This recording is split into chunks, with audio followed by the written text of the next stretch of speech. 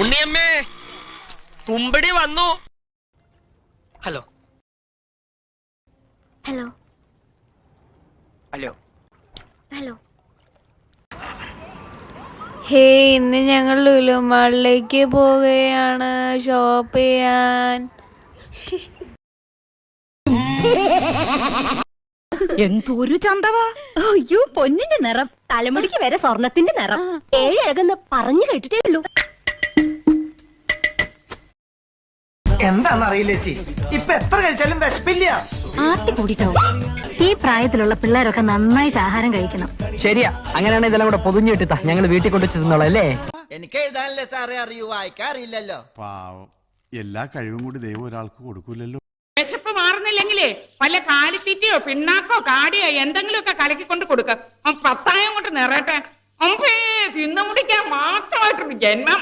ചന്ദ്രി പോവാ, അനകം പോവാ. ഞാൻ പോകുന്നു. Bye bye.